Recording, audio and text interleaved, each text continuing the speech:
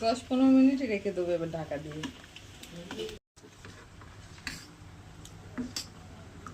নিরামিষ ধোকা, আমি এটা ধোকার 2টো প্যাকেট ছিল, কেটে নিয়েছি, নিয়ে এর মধ্যে লবণ, হলুদ, অল্প একটু চিনি, গরম জল দিয়ে 15-20 মিনিট রেখে দেবো। এখন শুকনো লঙ্কা,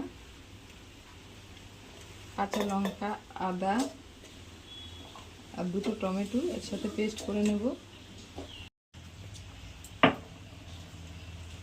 জিরে দিলাম, সাদা তেলে রান্নাটা মিশ্রণটা ঢেলে দিলাম।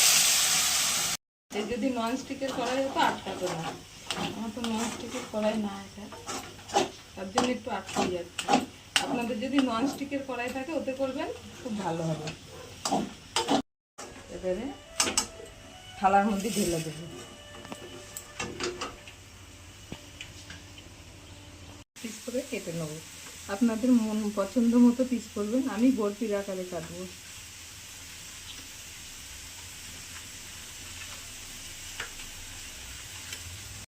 তার জন্য অন্ধকার লাগবে। আপনাদের যদি মনে হয় একটু বড় করবেন। এদিকে কড়াইয়ে তেল গরম করতে দিয়েছি, হবে না এতগুলো, অল্প করে ভাজতে হবে।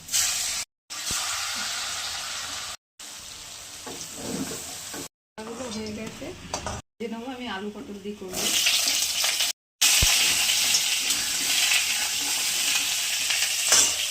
লবণ দিয়ে ভাজবো।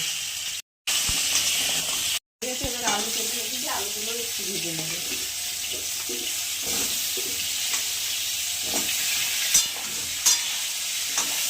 ভাজা, এখানটা একটু 2টো শুকনো লঙ্কা, 2টো তেজপাতা দিয়ে দিলাম, একটু কালো জিরে ফোড়ন দিলাম,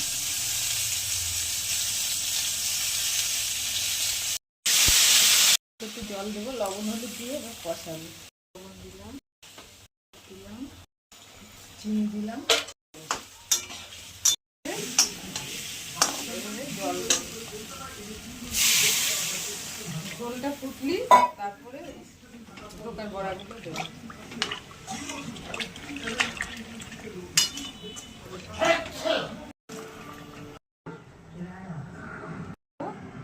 ঘিটা আমি দেবো না, আমাদের ঘি সবাই খায় না, তার জন্য ঘিটা দেবো না।